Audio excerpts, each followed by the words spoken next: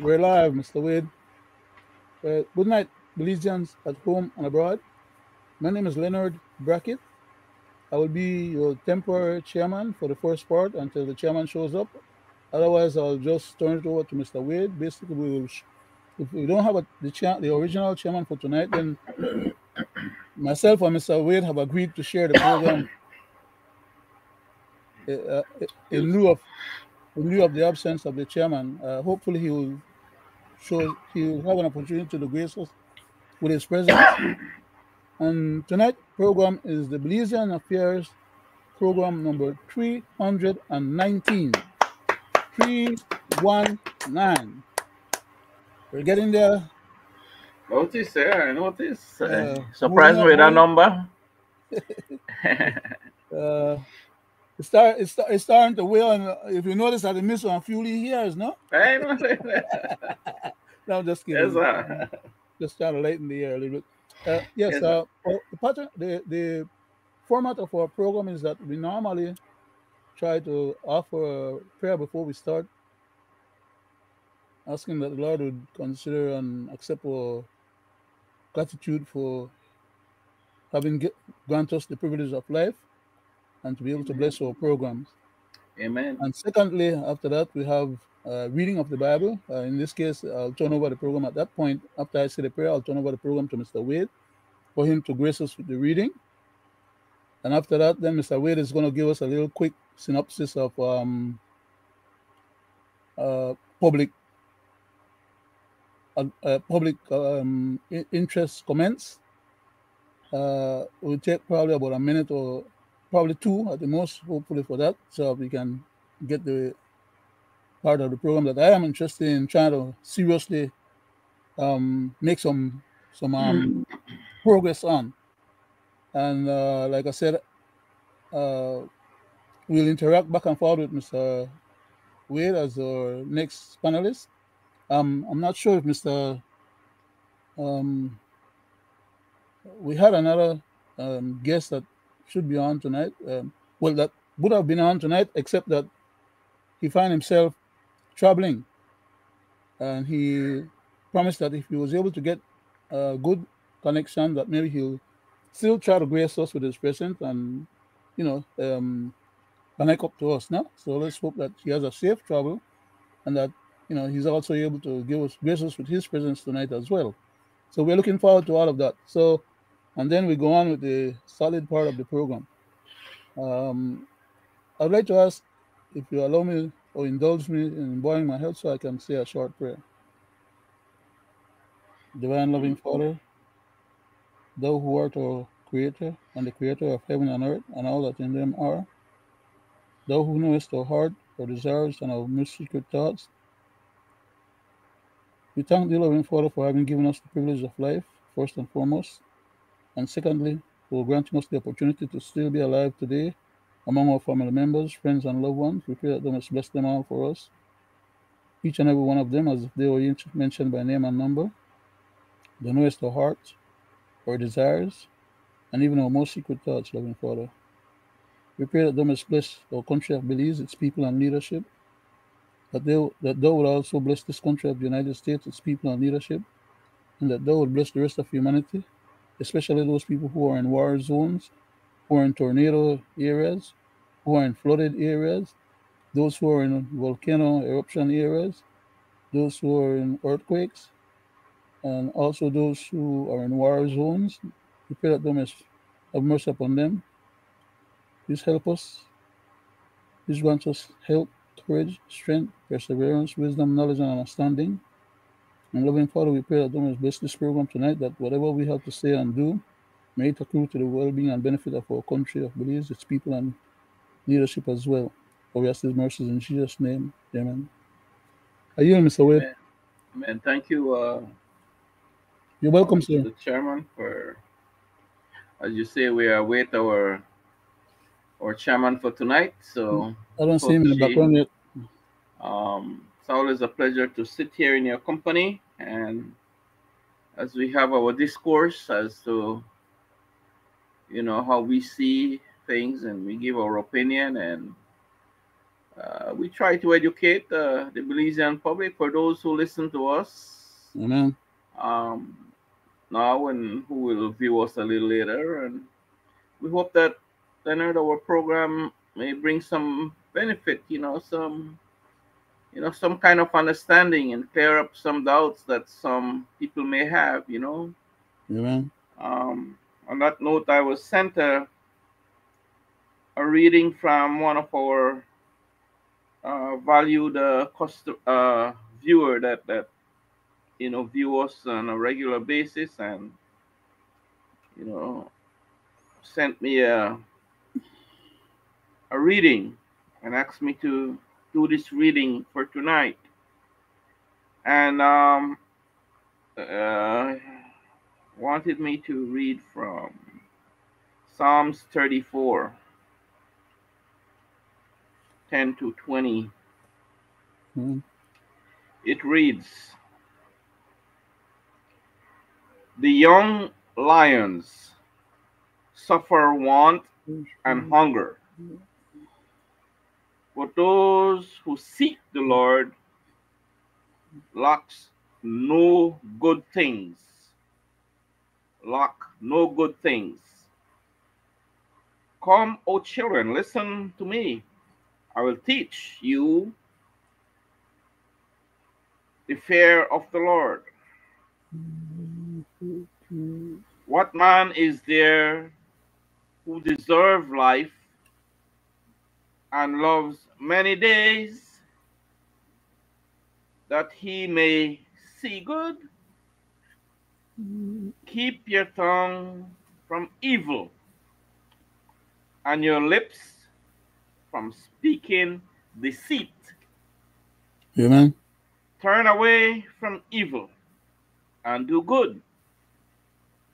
Seek peace and pursue it. The eyes of the Lord are towards the righteous, and the ears towards their cry. The face of the Lord is against those who do evil, but cut off them, sorry, do evil to cut off the memory of them from the earth. When the righteous cry for help, the Lord hears and delivers them out of their troubles. The Amen. Lord is near to the brokenhearted and save the crushed in spirit. Many are the afflictions of the righteous, but the Lord delivers them. The Lord delivers him out of them all. He keeps all his bones, not one of them is broken. Affliction will slay the wicked, and those who hate the righteous will be condemned. Mhm. The Lord redeems the life of its servants. None of those who take refuge in him will be condemned. That's my reading. I read that verse from that viewer has sent us there, Mr. Chairman, Yes, sir. and Um,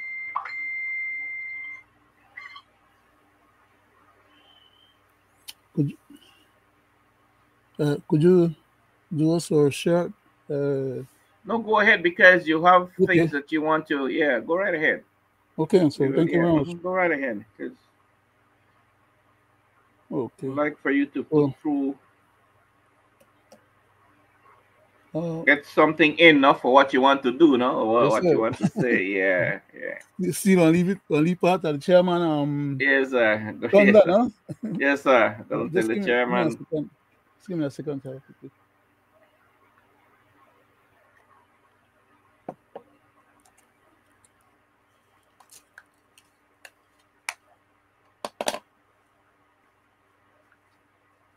Try to utilize our time, because time is of always essence, Okay.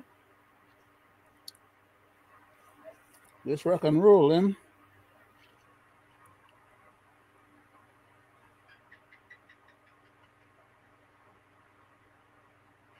Um, okay, so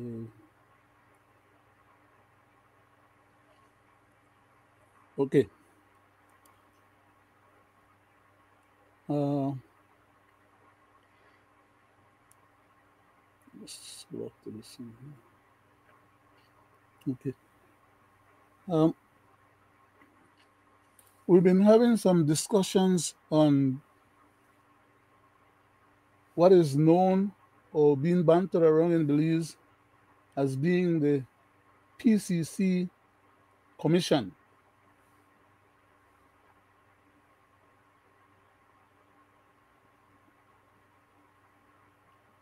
Uh,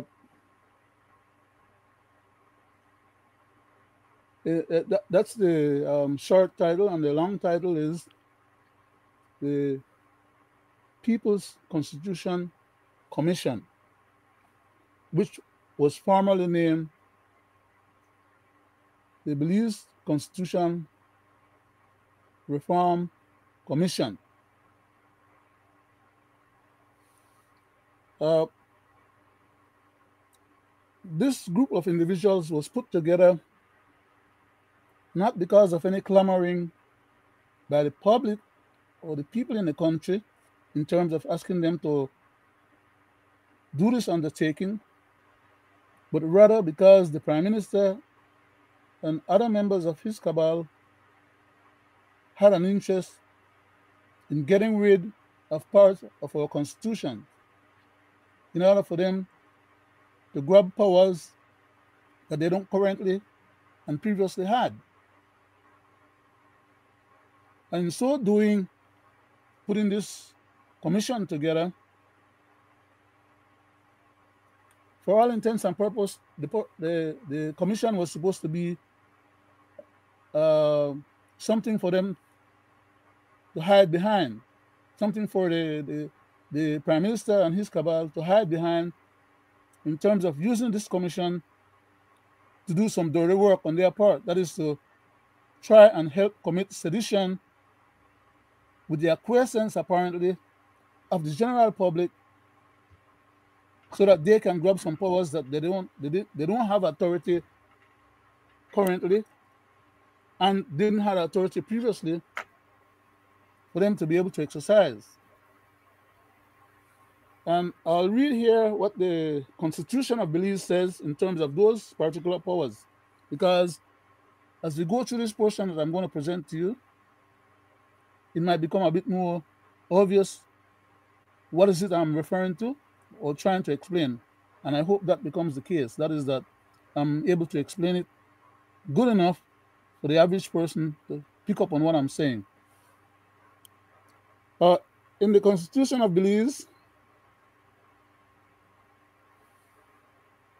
under Section 36, subsection 1, it reads as follows. The executive authority of Belize is vested. Remember that word? Vested in Her Majesty who had died.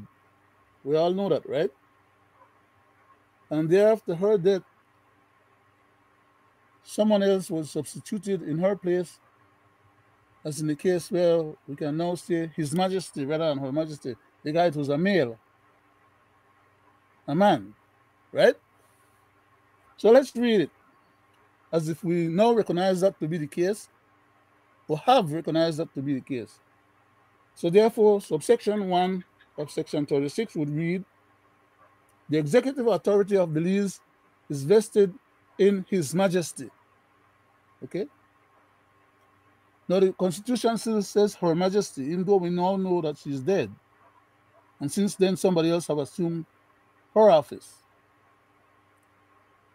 And to assume her office means that they assume the rights and powers and authority vested in her previously, which they are now vested in. I'll read subsection 2 of the same section 36, which follows. Subject to the provisions of this Constitution, referring to the Constitution that I'm reading from right now, the executive authority of Belize, which we already said is vested in His Majesty, may be exercised on behalf of His Majesty by the Governor General, either directly or through officers subordinate to him or her. As we currently know, the President Governor General is not a him anymore, right? It's a her. So we have two different changes there. One where the head of state used to be a female and it is now a male. The Governor General that we just read about just now previously was a male and now it's a female. So, you know, the genders for these two different offices have switched, right? But that doesn't change their powers, right? The powers and authority, the executive powers of Belize is vested in His Majesty, and he grants the Governor General, who operates at the head of state's pleasure, she grants that Governor General some of the authority for executive purposes and to be able to help manage the affairs of the country. Of course, we're talking about the country of Belize. Now, this is an international program, so every once in a while, I have to remember that I'm not talking just only to Belizeans. I'm talking to the wider community. So every once in a while, to those Belizeans who know that I'm talking about Belizean and Belizean affairs, you know, it will be second nature for them to understand what I'm talking about without having to refer to or clarifying, you know, that we're talking about Belize, Belizeans, head of state of Belize, the Governor General of Belize, and any other entity or subordinate officers that we're referring to. But because the program is heard and listened to by various people in the international arena, every once in a while we have to clarify. Okay, so that's basically part of the reason for my madness in sometimes elaborating and or clarifying and or maybe going beyond the average sensibility or tolerance of the average Belizean, to just repeat myself ad nauseam. I got to be constantly conscious of those realities while I'm doing the presentation.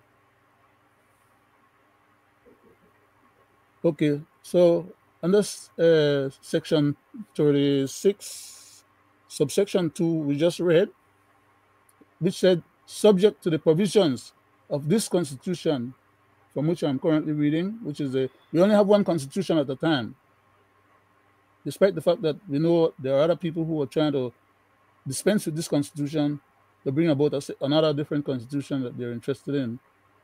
It says the executive authority of Belize may be exercised on behalf of His Majesty by the Governor General, either directly or through officers subordinate to her as Governor General. Subsection 3 reads as follows. Nothing in this Constitution shall prevent the National Assembly from conferring functions on persons or authorities other than the Governor General. Okay? In other words, the National Assembly and the subordinate officers of the Governor General are all under the Governor General's purview. In other words, they're all under the purview of the head of state. Whether that head of state be, as currently is, His Majesty, or whether sometime in the future these gentlemen are successful with their seditious activities, then somebody else will be the head of state at that time, probably somebody that they vote for, or somebody that takes over power through the military or by whatever means they come into the powers or control over the country. But still, those powers will be under whoever then is the head of state. Okay, I hope that is clear. I'm trying to emphasize those points because whether it is now the current head of state or some other future head of state, as I'm trying to imply, if Belize ever becomes a Republic of Belize, we will still have a head of state, right? We may have a prime minister as well, but even then the prime minister will not have any powers or authority over the head of state. But currently we have a prime minister who wants to be above the head of state and is playing a sleight of hand, one of them game that you give people the impression that the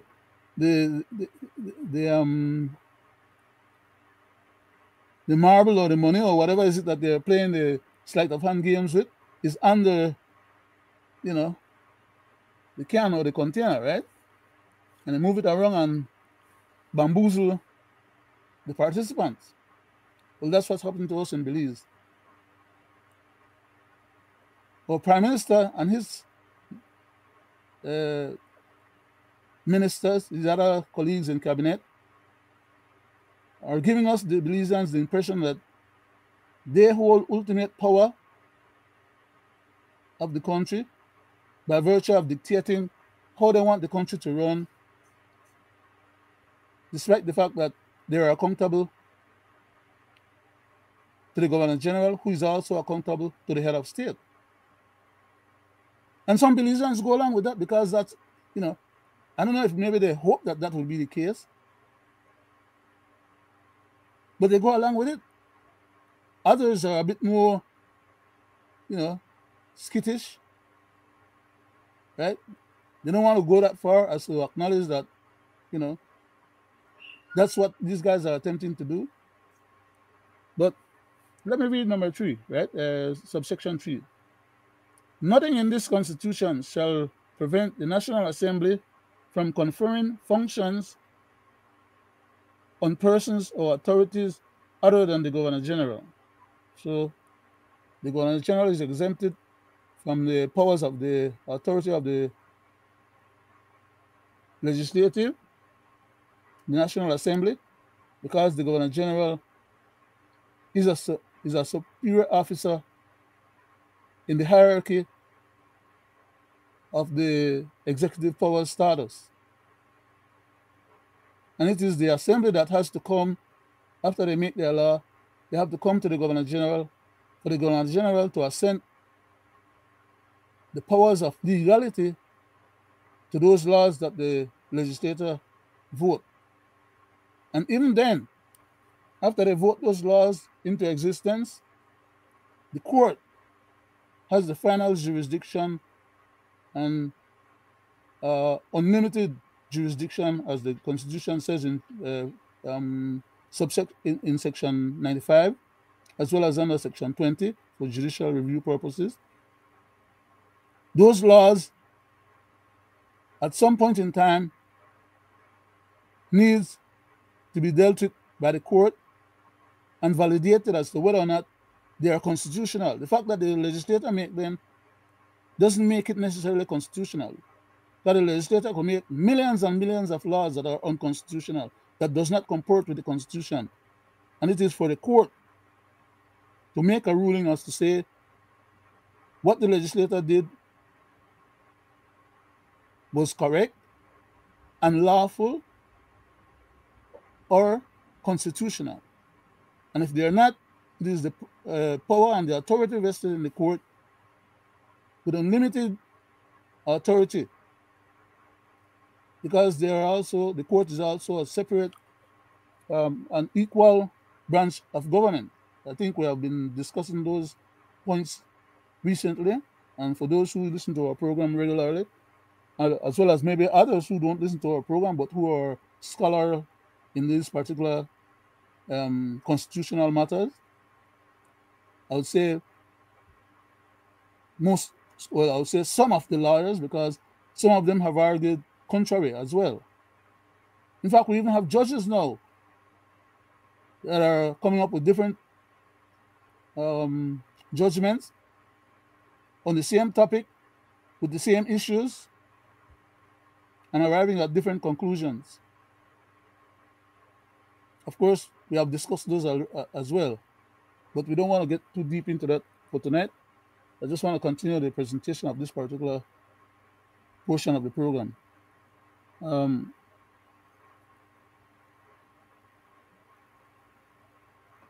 I'll read also section 37 of the Constitution of Belize and subsection 1, which says, "There shall be a Prime Minister of Belize who shall be appointed by the Governor General." You heard me say just now that the Governor General is a superior officer when it comes to the executive powers of the country, right? But it is the Governor General that gives the inferior officers the opportunity to exercise the powers vested in the Governor General. I see Greg is in the background. He might be coming on in a little while. So I'll just proceed quickly to compare. I will not read the rest of section 37 because I need to get into a portion of the PCC Act to clarify what is it I was attempting to say just now. Okay. Chairman is just about, in the background and maybe coming on at any minute. So I want to read quickly. Mr. Chairman, he's there already. Gregory? Good night, gentlemen. Good night, sir. I yield to you. And Good night, before you run off with the program, I'd just like to ask if you can give me a second afterwards to finish read this portion that I was trying to proceed, sir. Proceed. I wanted to. Okay, then. Thank you. In the PCC recommendations, they have a recommendation number 55, which says, amend the Constitution to remove the Governor General's power. And they also have another one here under recommendation number 56, the following one after 55, that says, amend for removal of Her Majesty in Council. That is to say, remove the powers and authority that is currently vested in His Majesty or the head of state. In other words, their intention is to get rid of the Governor General, who is their superior officer, and to get rid of the Governor General's boss, who is the head of state. Now, I don't understand or know how they will be able to do that legitimately without committing sedition. But for all intents and purposes, that is their objective. They want to change the Constitution, and these are the parts that they are really interested in, which is why they started out that venture to ask people whether they want to change their Constitution or not. They are hoping that people will give them enough leeway so that they can put into the Constitution what is it that they're after, that is, to vanquish the Governor General and the Governor General's boss being the head of state. Now, they went to the Governor General and solicited from the Governor General an ascension to create the PCC commission through the PCC Act that the legislature passed. they had a supermajority to pass that legislation, and even if they had 100% of the members of the Congress or the House of Representatives to support them in that endeavor, they would not have any legal or constitutional powers to vanish the executive and to claim themselves as then being the rightful inheritors of the executive powers of our country. Why? The Governor General cannot authorize that or assent to that for them. They can do it on their own. The Governor General has not been vested with any powers, any such powers to afford them that luxury to vanish away the position of the Governor General, nor has the Governor General been afforded any possible authority to vanquish her own boss, which is the head of state. That power and authority to vanquish the head of state has not been vested in the Governor General because it's not her prerogative. She serves at the pleasure of the head of state. Now, I don't know that the average Belizean person would understand all of what I'm saying, but I know most of the other lawyers or people who study these things, legal matters or constitutional matters specifically, because it's a constitutional issue, most of them would be aware and understand and know these facts. But I can also tell you, as of right now that I'm making this statement here to you, the public, on this particular platform, I have had discussions on these matters with many of our lawyers, including senior lawyers, as well as past attorney generals, who seem not to have a grasp of these realities. And the end result is that they work hand in hand with the government to try and pretend that they have some authority or power to go ahead and bastardize our Constitution to achieve this seditious objective without any legal powers behind them constitutionally to achieve that objective. So I'll probably take this up a little further because it's a lot of other information that needs to be fleshed out so people can understand what the Constitution says about these matters and where these people are failing and are just taking us for a ride, spending our money that they could be spending on other things in order to try and give us a hijinks game. I yield back, Mr. Chairman, for tonight. Thank you very much, sir. Thank you, Mr. Brackett. Good night to you, the people at home and abroad. Welcome, Mr. Chairman. And to you, gentlemen, it's always a pleasure sitting with you guys. Same here. Same here. Tonight, I want to go back to this 13th Amendment. And I believe we need to keep having open discussion on it because we need to let the people know about it, and we need to let the people understand that it is not good for Belize. I want to go first to the leader of the opposition and hear what she had to say about this 13th Amendment bill.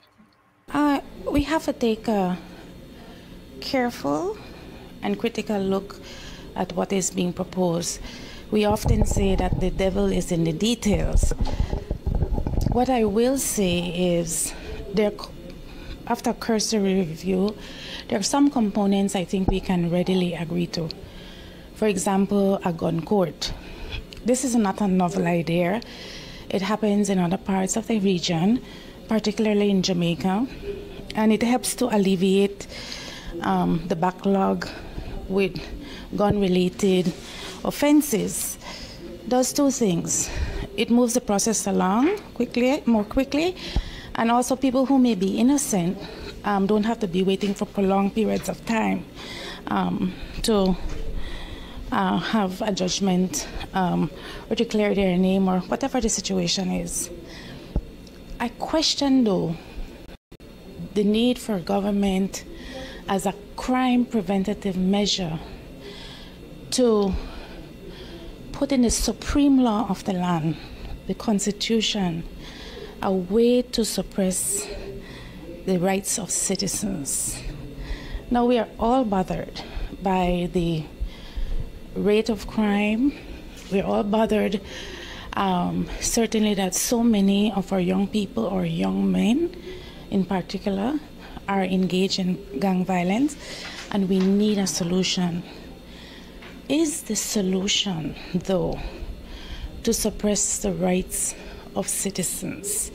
What is the real crime prevention strategy that the government wishes to employ? It can't be a band-aid fix. We can't lock up people indefinitely.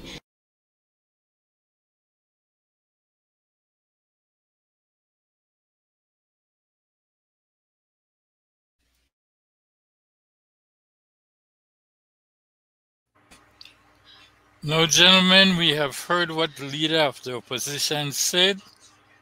And before I proceed to go any further, I want to hear your feedback on that, Mr. Wade. Thank you, Mr. Chairman. It's always a pleasure sitting in your company. You brought up a good topic there for our discussion. We have seen over the years this whole situation of trying to curb crime. We see the illegal SOEs. We have heard about, backlogs of cases not pertaining to gun violence. We have heard about that several years ago, Mr. Chairman, and they were going to get these things rolling, that these cases are expeditiously, right? Did it happen? No.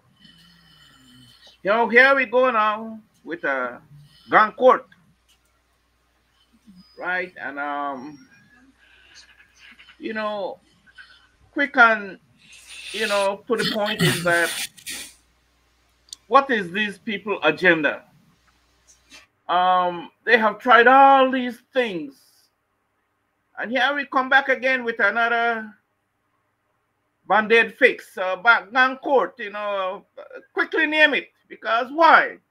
We same here on this program was hammering about the things that they were doing, the illegal SOEs, right, and other illegal and unconstitutional acts they were doing, right? And we were hammering. So what they did, they hurry, come up with a band-aid thing. Okay, well, we will continue with the SOEs, until until they start to talk about the gun court. No, but we'll name it a gun court, right? But the real reason is that the two judges who awarded some of the very same people that they had derogate their rights from and award them some money. So they went hurry fix, like computer. Okay, well, you know what? We gonna don't worry about it. We will still continue this thing, this illegalities, but we'll call it a gun court, right? And within all, Mr. Chairman, they have a lot of intricacies that will derogate the rights of a lot of citizens. So it's very dangerous. Very, very dangerous.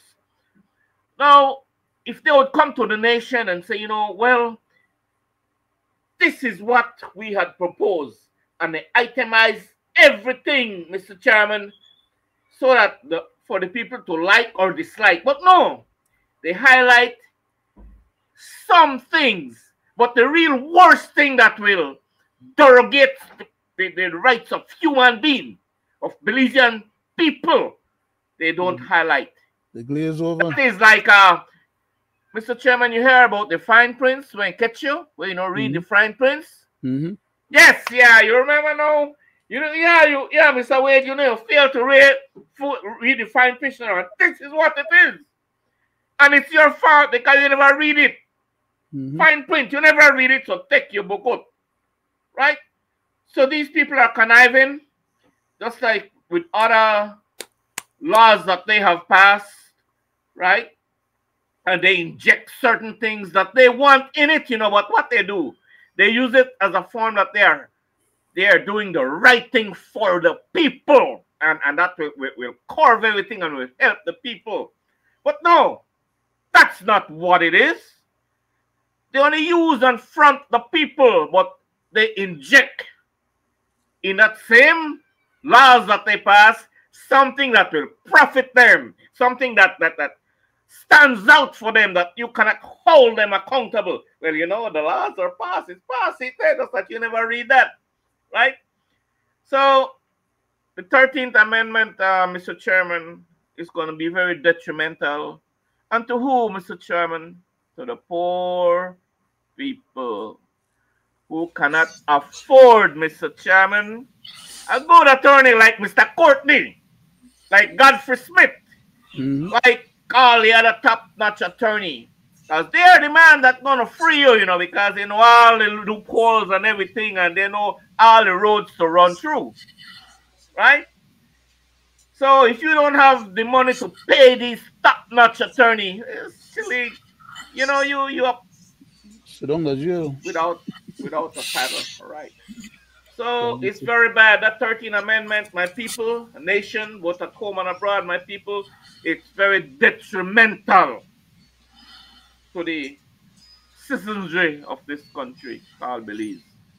Back to you, Mr. Chairman. Thank you, Mr. Wade. But I want to go a little bit farther than that. The people don't want this 13th Amendment, and I will show you how dangerous it is. Pass this 13th Amendment, and there's other thing that come up, and the people wants to protest and go out there. Guess what happened? They can use the same 13th Amendment bill against them. They don't have to read a riot act no more. And they can just take people to jail and lock them up. And they will not be able to go to court for judicial review. Declare a state of emergency on their own. That is correct. Without having to prove nothing for the validity of it. That is why the bill is so dangerous. I go to you, Mr. Brackett. The bill is draconian, unconstitutional, and onerous. But they don't care because they know that's the case already. This is not the first time they're dealing with these matters. They're trying to exculpate themselves from what they have done wrong in the past and see if they can, at the same time, inoculate themselves for what they're going to do in the future. These SOEs that they have been putting down were all about so-called gang control. Okay? Not all the people that they picked up were gang members or belonged to any gang. And even if they were members of a gang per se, the Constitution under Section 6 says that they're entitled to be in gangs, as well as Section, I think it's 13 as well. Okay? That says that they're entitled to belong to whatever Section 13, organization. Mr. Brackett. Yeah. Section 6 is equal protection. Yeah, of the law, which they don't afford them. They don't afford them that when they grab them up and carry them up the Hattiville, and they don't have no lawyers visit them or have no lawyers go and represent them in court or give them the legal rights. They violate their rights under the idea that, well, they have to violate their rights in order to secure the rest of the community. That's a bunch of hogwash. Because the very gang members them that they're supposed to be targeting legally right now are the ones that they're making agreements with to provide guns or provide whatever else not they could provide, and then they let them walk home free. While the people that they are picking up under the classification of gang members who have not been shown to have committed no crime and they have no legal basis to detain them, they classify them as gang members. And by that measure, they're then using these so-called gang laws and gang court and all this craziness to treat these people different than what Section 17 says that they should be treated as. Equal, Section 6, equal under the law. Section 13, the right to be a member of any group that they want to belong to. Just like how the police have their own organization, and the lodge, they have their own organization, and everybody else have their own organization. The Constitution affords them that right. Section 17 says also that nobody should be discriminated against, which is another violation that these people are doing to these so-called gang members. Because they're discriminating against them. They're not treating them the way they're treating the real gang members, them who are the boss of the groups, them. But, right? but Mr. Brackett, they're getting better treatment and a different treatment than what the little soldiers them on the, you know, and then some people that live in those areas are non-gang members. But Mr. Brackett, yes, not to cut you short, sir, and Mr. Wade, and people at home and abroad. Yes, sir. I want to go back so that people can remember what the gun law was supposed to do, the draconian gun law. When they made the gun law, who was it supposed to be for? The gang members. But you see what happened. They took the same gun law and they use it against the citizens. They go in-house. If they find a bullet, grandmother, students end up going to jail. Mr. Chairman, let's be frank. Then drop the bullet in at the people in the house and then accuse them of having bullets in their house. Okay? That has happened over and over and over. So Mr. Chairman, quickly, not to cut you across, quickly, Mr. Chairman, and you know what? They even make it farther and more draconian, because if I am entitled to 50 rounds to carry at all time, right, for my gun, right? And they come and they search me and they find 51, I will be charged for that one round, Mr. Chairman, and then they will have me put, and if I fail to appear for that one round, Mr. Chairman, that I will get 7 years in jail, right? Because it's specified, right, Mr. Chairman? Right? For that one. No, gentlemen. For whatever reason, Mr. Chairman, that you cannot appear in court, Mr. Chairman, for whatever reason, because you know tomorrow is promised to no one, and tomorrow it's unpredictable. No, gentlemen, I will show you. The proof is in the pudding. Okay, go ahead. The government, I believe, know that they will have problem passing the PCC Act. So they want to go to drastic measures using authoritarian rule to get to republic. Because all these telltale signs is telling us from the time the Prime Minister mentioned the Coast Guard, the BDF, the police, he is pointing at them to be used against the citizen. Exactly. Because why would you need these three entities to fight against gang banners? It don't make no sense at all. And as I said, they always telling themselves, we have been calling this thing out. First, they started with a SOE that inside the SOE, they had it that it was depriving these young men from going to a court to see a judge. Can you guys remember that? Yep. We sat on this media with Miss Pitts and we discussed how they were preventing these young men from getting in front of a judge.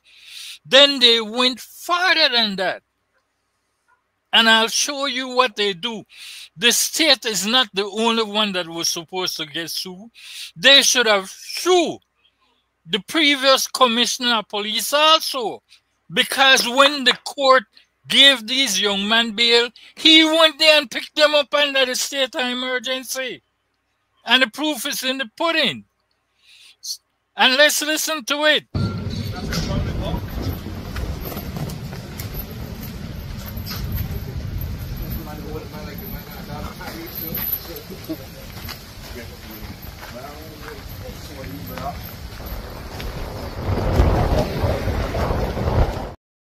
There you go, people at home and abroad. The young man went to court and was granted bail. And the policeman, they pick him up from the courthouse under the state of emergency. So they were practicing this all the time. And I will tell you why. I can read them like a mind reader. I'm always a step ahead of them. If you recall, when the PCC were going around, what was the terminology used before that? We need a new identity. Then, shortly after that, on the survey ballot, would you prefer a governor gen or a president? The Queen head came after money. Then you see the constant thing they keep doing. They did not stop. Then we are at the stage now they want to get rid of the governor gen and give the power to themselves. So I do believe that the government thinks they may not be able to get the PCC Act by the people. So they are making sure to implement the Constitution to give them the power, because they will use this 13th Amendment against the public retroactively. That is why they want it retroactively to use. Let me go to you, Mr. Wade. That's, like you rightfully says, the proof is in the pudding. That's their agenda, right? I've said previously, I just want to be around to see or to listen to the bomb that Johnny Briceño, the Prime Minister of this country, leader of the PUP, just waiting for him to drop that bomb to the Belizean people in terms of what he wants to do with our constitution. And again, I say this, he has the super majority who is going to vote against him. The three opposition, or the two, or the one, whoever show up. Three of them, or sometimes one of them show up, the other one will show up, and so it's a done deal. He's gonna get whatever he wants, or whatever is their intention. That's what is gonna happen. And then that will be a sad day. And then we'll say, we told you so. To our medium, we've been telling you so, right? But, my thing is that, I call on him. He should come, sooner and not later, right? And tell the nation, what is his intention, right? About the changes he wants to do with our constitution, whether he's going to tear it up, flush it down the toilet. Let us know. Why thinking that you're keeping the people in darkness? You might think you're keeping some, but you haven't. You're not keeping everybody in darkness. There's some of us who know exactly what you are going to do, right? So please alleviate the Belizean people from that anxiety, right? Because the worst is yet to come with you, right, Mr. Briceño? And you will shock the nation and the world, maybe the world, right? Go ahead, Mr. Chairman. Thank you, Mr. Wade, Mr. Brackett. Thank you, sir. I just want to point out again, okay, and I keep having to repeat myself because I think it's necessary. The Governor General has no power to write herself or to have any of her subordinate officers write her out of the constitution of the country. Okay. Neither does she have any power to assent or give authority to the legislator, even if they had all of the present PUP them and the UDP them put together. That power is not vested in them. The Governor General cannot fire her own boss. She doesn't have that power or that prerogative vested in her. So that's where they won't come up against the wall that they can't cross. They could do all of what they want to do, try all of what they want to try, but at the end of the day, they don't have any constitutional powers that can be vested in them without committing sedition.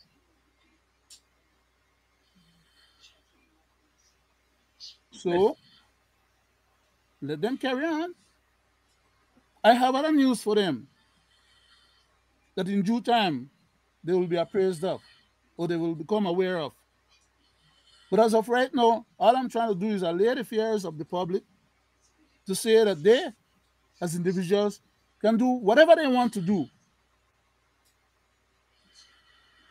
The public can't stop them. As a matter of fact, the public could be in favor of them doing it. Commit sedition. But committing the sedition is just one act of betrayal. Because they have never come to the public and asked the public for the public's acquiescence in terms of what the Constitution perceives as consultation by the public. When the Constitution talks about consultation, it's referring to the people having their say, yes or no.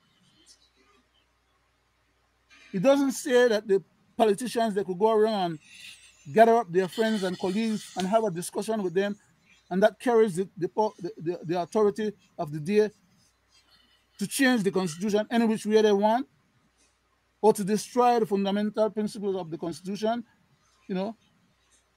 or to vanish. As a matter of fact, I'll make reference to a particular case, a judgment that was had already, that went all the way to the Supreme Court of the time, the Appellate Court of Belize at the time, and the Caribbean Court of Justice at the time. And the ruling was that the government under Mr. Barrow had no power or authority, constitutional right to write out of existence the authority of the court under Section 20 and Section 95, which gives unlimited jurisdiction for case review and case decision making in regards to constitutional matters. They told Mr. Barrow in no uncertain terms that he was acting out of character and acting malignantly in attempting to put those things into the Constitution that he attempted to do, which was Section 9 of subsection 9 of Section 69 of the Constitution, which would have allowed them to, with the required majority, for all intents and purposes, destroy the separation of powers doctrine. And they also went, Mr. Barrow at the time too, went ahead and put into Section 2 of the Constitution of Belize, subsection 2, for all intents and purposes, that the legislator would have then become a supreme legislator, which would override the Constitution, which is the supreme law of the land, and just use it as a piece of toilet paper. These matters have been dealt with before, have been ruled upon, and they have become what you call settled law. Mr. Brackett, go ahead, Mr. Chairman. In the case of this 13th Amendment, and I want to put this out there, you recall when we have in this discussion, I said this thing was already gazetted? It is already gazetted. And then they want to know the feedback from the public by the end of August. Yeah. Now imagine. Mr. Chairman, that's why I'm saying that it's all a shell game they are playing. Imagine. And they are fooling the people, and the people are not anymore the wiser. What the government is doing is presenting this 13th Amendment to the people in a presumption way that is not irrebuttable. In other words, he is passing it, but he don't want to hear from the people. The people don't have a right to put back any input in it. And that is the way they have been acting, even when it comes to a referendum. The church, Oceania, they claim the PCC Act as in a referendum act. Go ahead, sir. Yes, sir. Thank you much. Before you go that far, let's stick with the specific facts that we now currently are discussing and we are aware of. They wanted to do this particular Amendment 13. They want to legitimize it. They want to legalize it. They went ahead and like you said, they put it in the Gazette. It should only be gazetted after it is duly passed through the House of Representatives. That is correct. Not when it is going through, unless they have done 3 readings in one day without notifying the public or without the public knowing, or maybe they went in a committee room and they did the other 2 readings or whatever amount of reading. By law, making constitutional changes require 90 days notice. By law also, let's not forget, any constitutional change that falls within 3 through 19 that will affect the rights of the people, they must have a referendum. The Constitution here says, it says shall. And it's a command. It's a mandamus. It must be put it must be put to the people to get their opinion. You cannot take away their fundamental right without they having the right to address it, because the people is the one who hold national security in their hands. And whether we want to hear it or not. Go ahead, Mr. Weird. Mr. Chairman, you know, from time immemorial, right? It's good enough we come to the platform and we try to educate the people what the authorities and the governing body should do. But from time immemorial, we know and we experience that they are not doing what they should do. Yes, for instance, number 1, the Governor General. Who appoints the General? Where they come from? And who they are suborn to? Not the head of state. We all know the head of state should be her or his boss. But that does not happen in this country of called Belize. No. But the Governor General don't have no powers above the head of state. That's where they're going to meet the wall, crash into that wall, and they can't get beyond. They could get beyond bamboozling us, the Belizeans at home and abroad, or anybody else for that matter of fact. But gentlemen, it goes deeper than that. Hold on, Mr. Weed. It goes deeper than that because I want you to get this input. Whenever the blue get in power, nationalization happen, privatize. It's a telltale sign of Belize being a republic and becoming like Cuba, when you have one BTL working because you buy out smart, you could cut off who you don't want to talk or speak about you. Jules could go, Krem could go, and any other radio station or TV station that implies anything about the governor, about the... Let me finish up in 2 minutes there, Mr. Go Chairman, ahead, please. sir.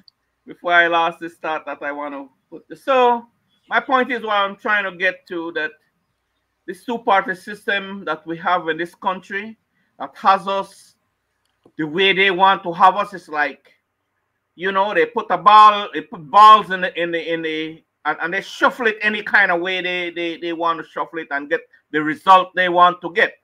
So my point is that quickly is that you know, we call on outside entity, we call on self-righteous Belizeans who are thinking the right thing to call the government out. The government out at this time now is the People's United Party, and take them to court, right, for all the illegal things that they're doing to us. But no one seems to have the balls and the guts. Some of them talk a lot of crap behind and afraid to step up and face the music and call these people out and take them to court for the things that they should do, right? And they're not doing it, right? But they get away with it because nobody attacks them and take them through. And then what they do, they come around, Mr. Chairman, and then they buy out some of the judges to rule in their favor, right? So it's a holistic situation that needs a proper attention, and like I say, and who could do that? Only the people can make demand, right? Only the people can start making demand, and serious demand, right? And make these people come back to reality, right? Because these people are power drunk right now. They are power drunk. And they are doing unto us. They're doing unto us and do all the things that they are doing to us. And, you know, they're getting away with it. Right? So sad. And they will continue to do it. They get rid of the governor general, and they turn Belize into a republic. And they will get away with it because we have a bunch of cowards behind me that is just afraid to step up and call these people out and take them to court and take them to the highest court in the land. You see? Let's set a damn precedent so that, you know, the next governing system we have some fear. They don't want to do the same crap that the People's United Party did to us. So they will be more afraid. But it's so sad to see how people encourage these criminals to do unto us and get away with it, and turn around and the media and laughing at us like, yeah, they're doing a service to us when they are doing a disservice to the nation and the people of this country. Back to you, Mr. Chairman. Mr. Wade, you said a mouthful, but you know what I want to say? I might not like the idea of Guatemala want to take over Belize, but I would love to have the Guatemala legislators who deal with corruption for these fools. That's what I would love to have in Belize. Because in Guatemala, they don't care if you're a president. If you do corruption, you're gone. Even if you run, they try to bring you back. Go ahead, Mr. Brackett. And that is because they have the long arm of UNCAC, which we can't get establishing of our country, despite the fact that they promised us so many times over and over and over. The issue about what Mr. Wade spoke to just now is that the message that you expound just now, Mr. Wade, requires the Belizean people to hear and react to. You know why? Only the people can save the people from the criminals that are pulling the system and being able to check them. But if the people keep voting them in over and over and over, that is why they take the trust of the people and misuse it, abuse it, because they figure that there's no consequence to that type of behavior. The people in the diaspora don't have a vote. They don't come to the people in the diaspora to ask for no vote because they don't write that out. They don't have we under Amendment 7, right? To deny us of that privilege or that right. Under the guise that, well, we there abroad and we know they endure the difficulties or hardship that the people that are back home are enduring. So therefore, we shouldn't have the same rights as any other Belizean because we are not real Belizeans, or we are lesser than other Belizeans. Let's so go all rights to can be derogated. So therefore, we have no muscle to be able to make what you're asking for come to fruition. But if we had that muscle, then we should be able to participate in the process, and along with those who are of like-mindedness, get rid of some of these jokers and these vampires. But they have the people mesmerized back home, at least the majority, which gives them the majority of the vote, which is how they end up the rule. It's a democracy. And if they can hoodwink enough people and bamboozle enough people to vote for them as individuals, then they get together as a cabal in cabinet and then conspire how to undermine the interests of the general public while hustling for themselves. These guys are just a bunch of hustlers. They don't have no real ability or knowledge or experience or talent to govern. Let's hear what... Mr. Chairman, 1 minute. As far as, the voting rights, right? We all know that the diaspora play an integral role in the running of Belize. The Belizean Americans, or who are all there, play an integrate role in the way the people of the Belize live. But you have a lot of diaspora who encourages some of these politicians to act and to behave the way they behave because of the little promises they go over there and promise them, right?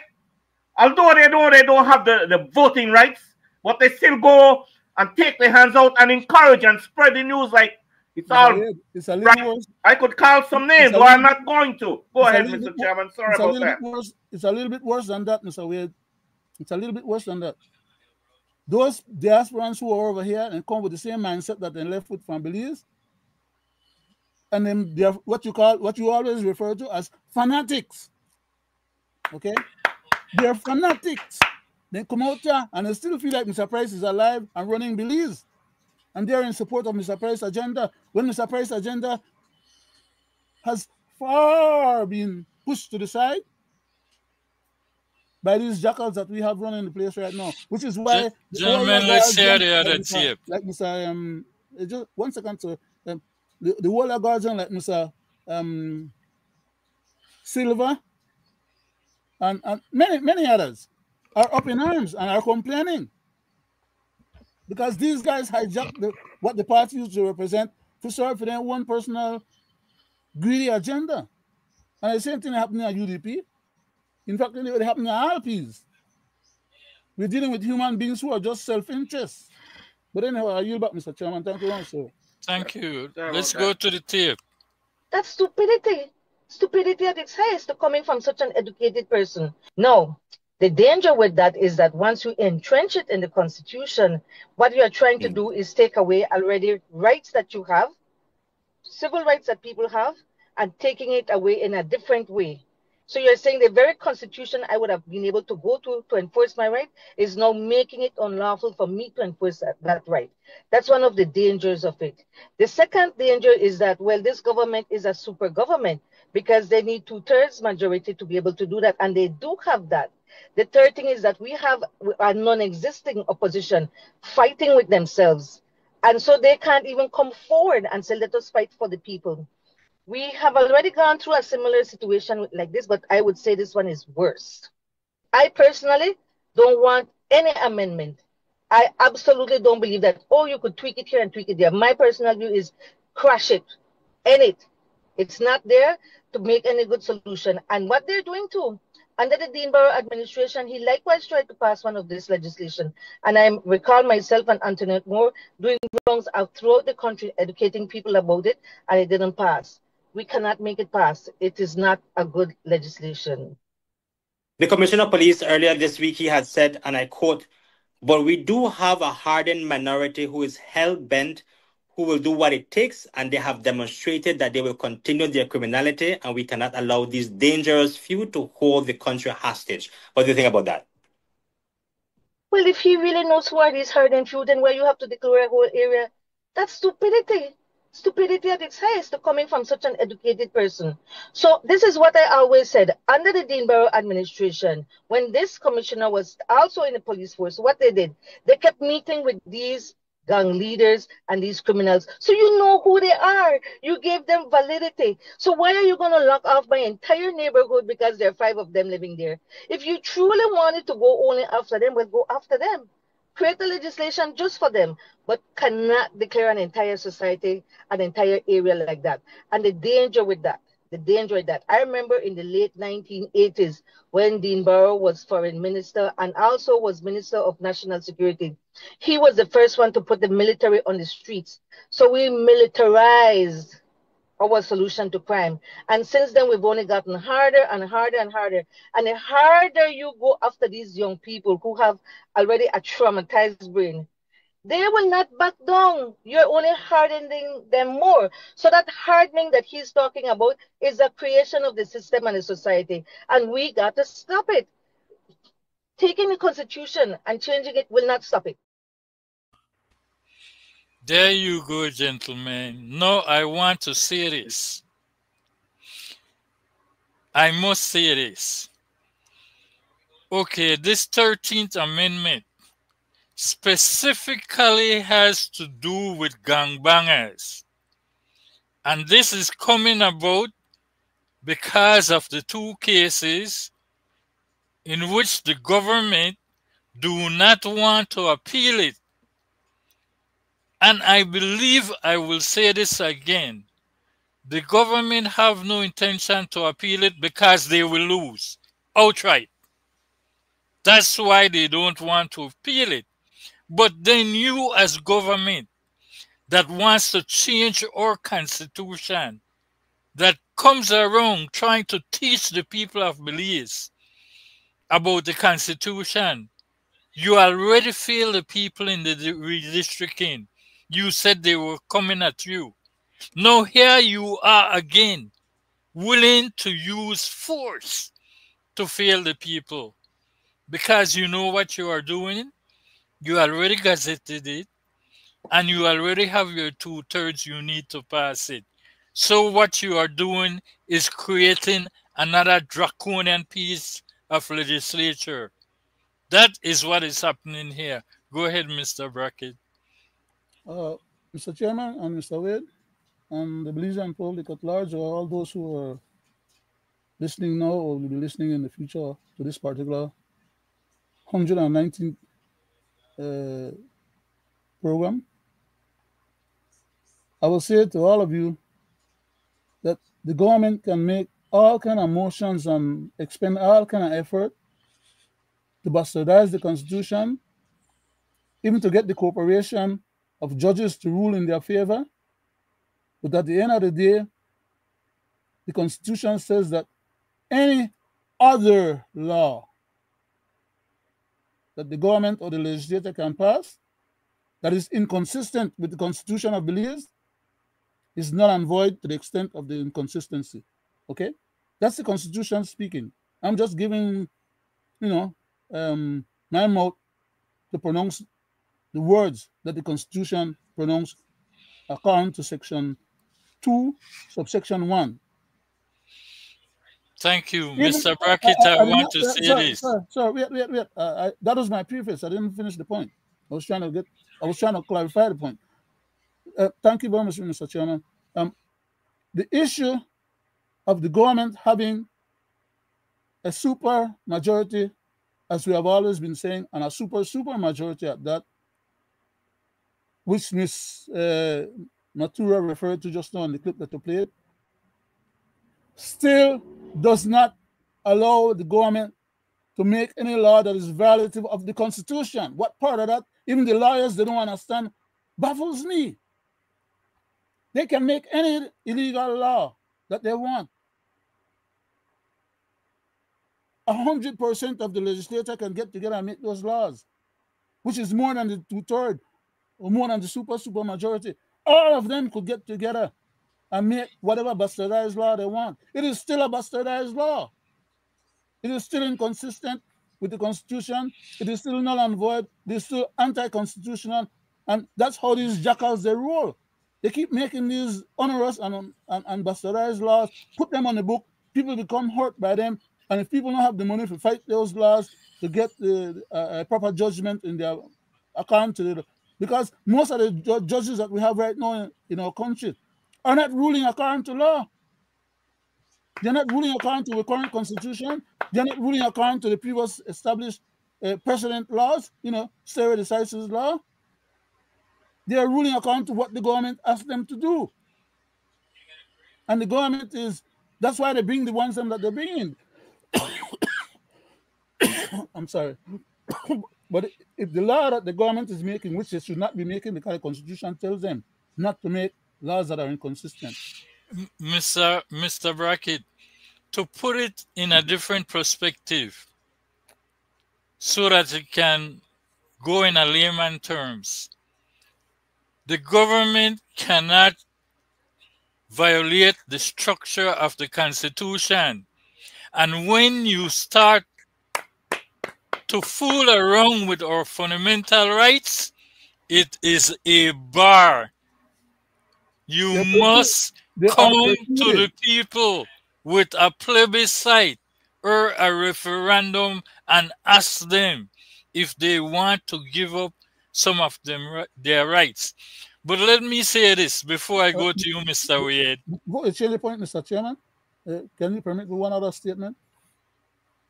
Even after they go to the public with a plebiscite, which is required of them, mandated of them, even if the public agrees with them, they still have no right to violate the fundamental, because these are not just Belizean laws. These are international laws.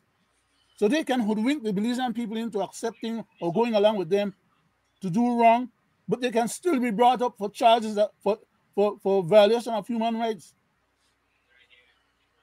Okay? We in that country of Belize have a whole lot of means and ways by which to be able to have our rights respected, even when the government doesn't want to. Those government officials can be brought to the Hague, like others have been, and charged with violation of human rights. I yield back, sir. Thank you, Mr. Brackett. As I said before, right? This bill is ludicrous, this amendment, 13th Amendment. I will tell you why, and I will put it out there. This 13th Amendment, they want to make it for gangbangers, right? So that they cannot sue them, so that they can have this power. No, Mr. Wade. Let me put this out there to some of the citizens. Those married wife, those young lady that has nothing to do with gangbanging, that they have kicked down their doors and abused them. They can take up the mantle and sue them. They are not gangbangers, so what will they do? Come back and try to amend it again so that these people who they violated their right by kicking down their doors and assaulted them can't sue them too? Because they are not a part of the package. It's only for gangbangers. So I think they better think twice about what they're doing, because you have a lot of people on the south side where the police has kicked down their door looking for gangbangers that don't even live there. And I believe these people have the right to sue the government also. I go to you, Mr. Wade. So sad, Mr. Chairman. So sad, talking real things in real time. I listened to Miss Matura there. These are things that we talk about, right? We had talked about this for many shows. Few years ago, we be talking about these illegalities. And for the record, you know, that's to show you how treacherous these people are. There was a judge here, imported judge, that had found the government guilty on a case, and there were certain laws that were supposed to struck out, null and void, right? Mm-hmm.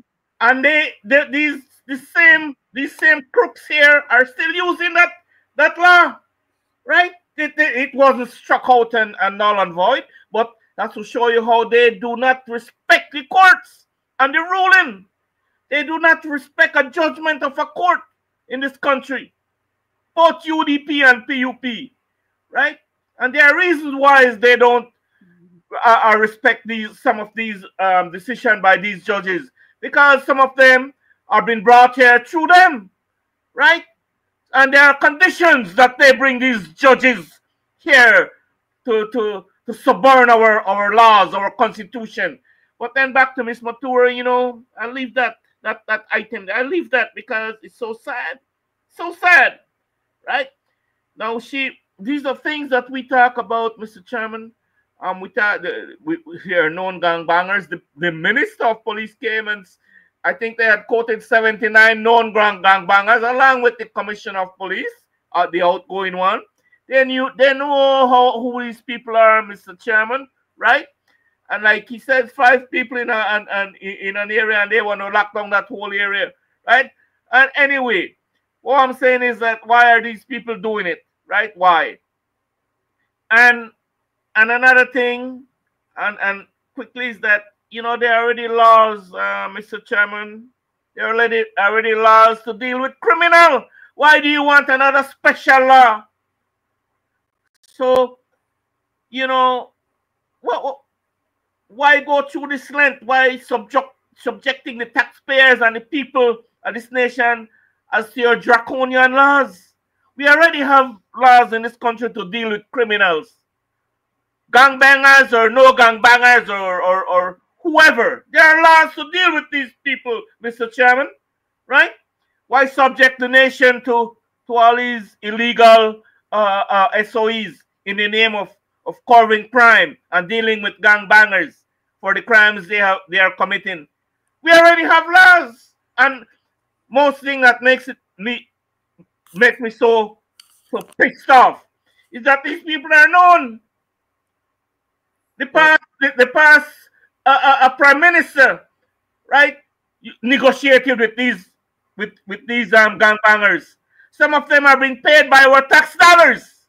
Some of these little criminals, right, have been paid. Who does that?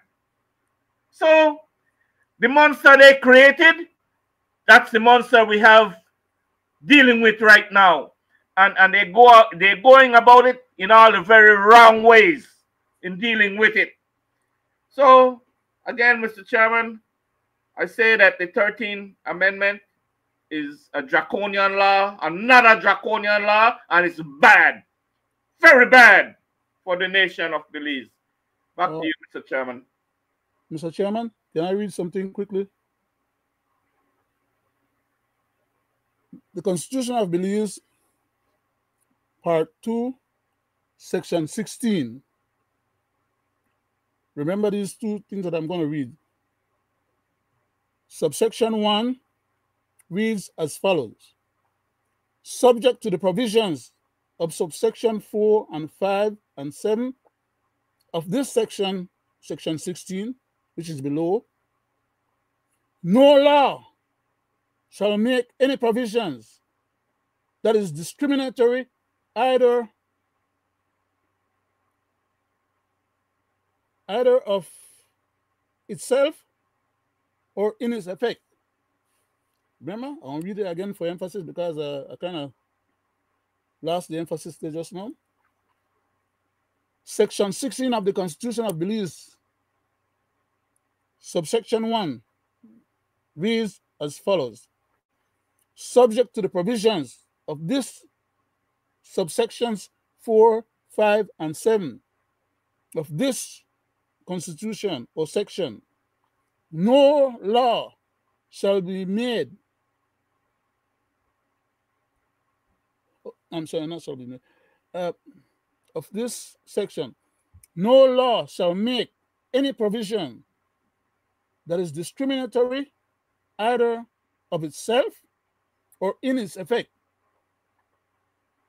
I'll read subsection 2 that follows. It says, subject to the provisions of subsection 6, 7, and 8 of this section,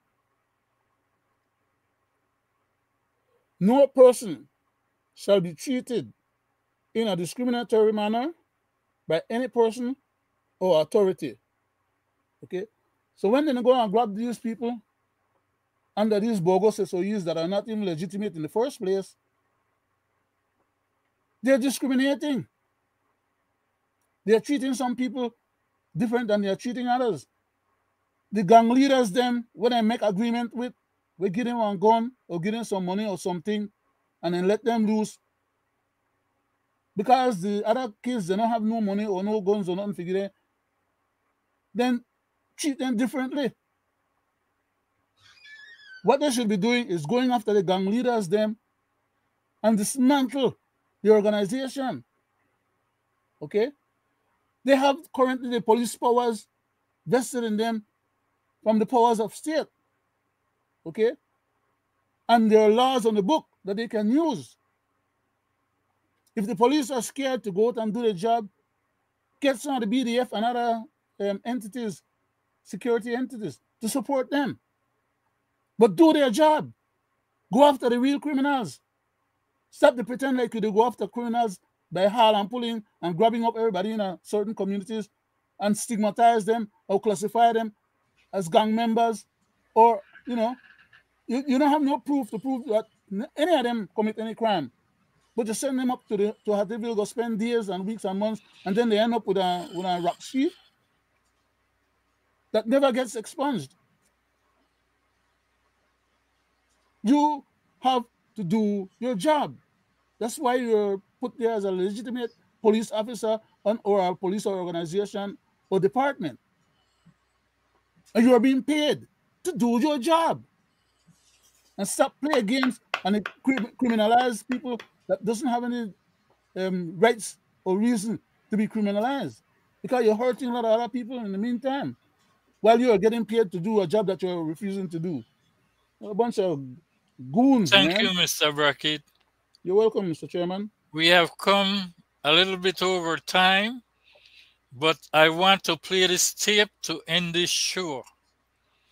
It is of most important that the people listen to what is said here, because they do have a major role to play when it comes to due process.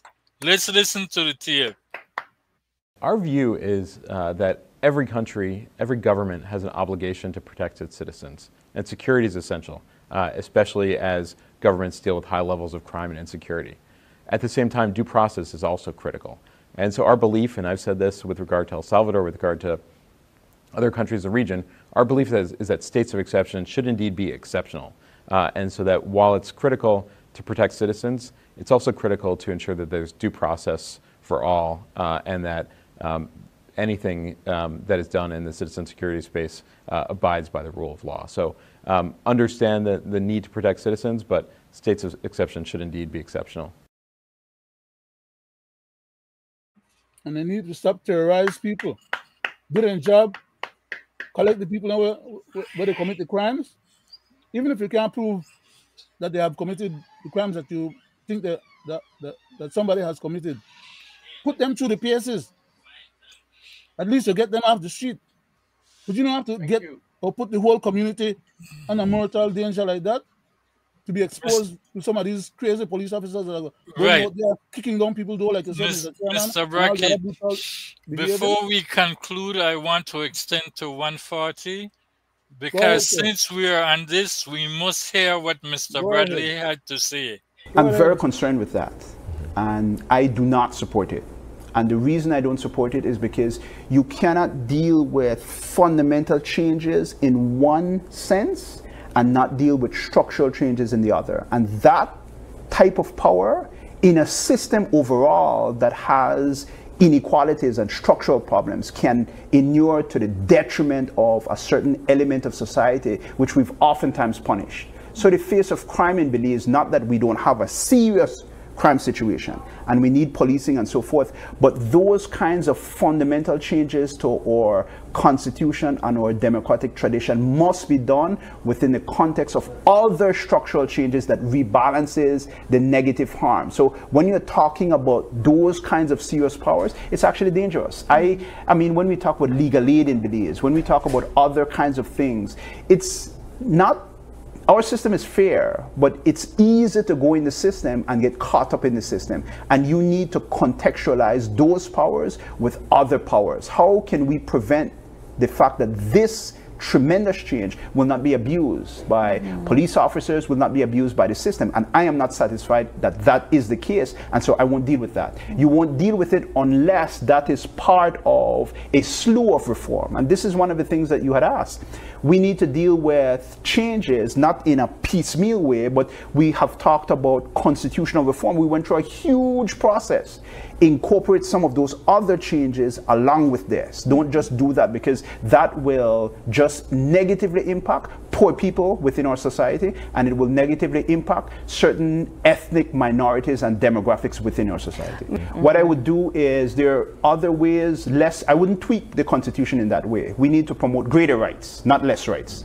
What I would do is that I would have dealt with empowering, and there are practical ways how you can empower policing with the police officers, with the community and so forth. And then we need to deal with, which we have never talked about in this society, we need to deal with more social rights.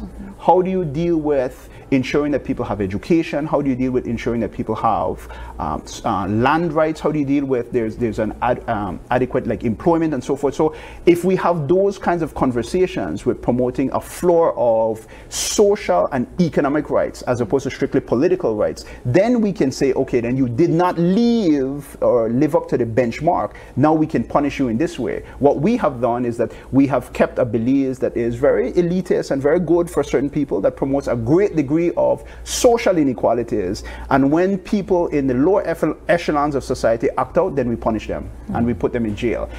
A marker of success in our criminal justice system is not how much prosecutions we successfully meet. That is not a marker of success. It is how we promote a quality of life that allows people to be anything that they want to be. So that if you say you want to be prime minister, you can be prime minister. If you say you want to be a nurse, you want to be a doctor, we don't have that in society. And so we can't deal with things that will only be band-aids when we have serious structural problems. And I'll give you an example. We're dealing with this, which is more than likely is only going to deal with certain types of crimes. What about corruption? What about the other serious kinds of crimes that we just look around and we ignore? Yeah. So we're just doing that, but we're not looking at ourselves, and we're not being internal in terms of our systems, and that promotes injustice. Mr. Chairman? Exactly. I want to make a statement quickly before you cut off. Go ahead, sir. About the gun law and the gun court.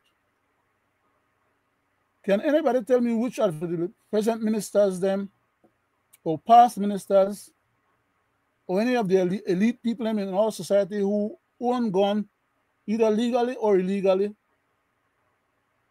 will suffer through any of these laws that they're talking about for the gun court and things like those? None of them, because it's not applicable to them.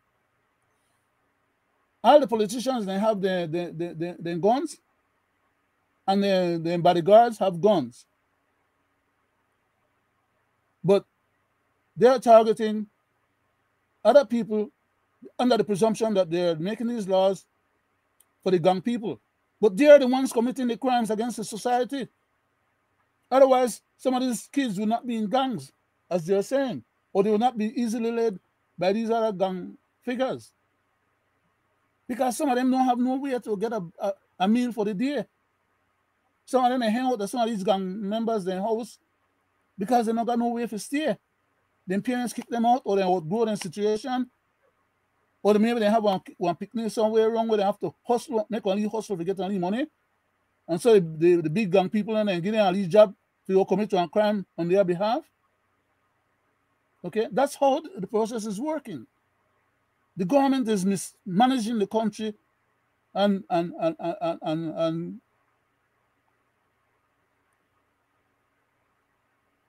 let me just leave it at that. I don't want to get vulgar. I was about to say something wrong. Mr. Wade, at the end of the program. I don't want to disclose.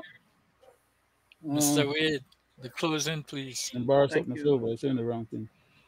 Thank you, dear Mr. Chairman. It's always a pleasure, Leonard. It's always a pleasure to sit in your company. I hope that tonight's the pleasure is mine too, program brings some public benefits. And as for, like I said earlier, Mr. Chairman, the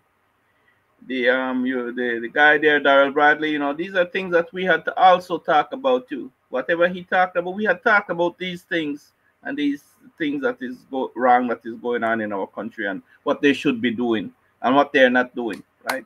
We have talked about that. And as far as this 13th Amendment, again, Mr. Chairman, I say is that these people are only, these people are only trying to pass some serious laws to correct the wrongs that they have done, right? And in doing that, they are interrupting a lot of people. And I bet, Mr. Chairman, that all these laws that they have passed, there is some clause, like Leonard mentioned about gun and who will be penalized and who will be more criminally charged.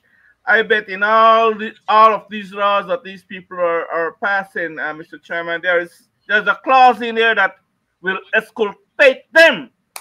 I mean, all the leaders of this country, the minister, the commissioner, the CEOs, there are laws in there that will exculpate them if they get caught. Mm-hmm. They inject something in here that will free them. So, we see it happen, and like I say, it's so sad that how we the people, Mr. Chairman, allow these people to be 2025 to be doing these kinds of illegal things to us, right? And they get away with it. Mr. Wade, pass it back to you, Mr. I would Chairman. love to see what will happen if we the people say, you know what, we will do a trade. You can get your 13th Amendment. We will back you on that. But you must pass UNCAC. Let's trade. So we can see how serious they would be. I would guarantee you they would not do that. Right on that, Mr. Chairman. They will not. But with that said, good night to you, the people at home and abroad. Thank you all for tuning in to this 319th episode of Belizean. I can't wait till Wednesday come.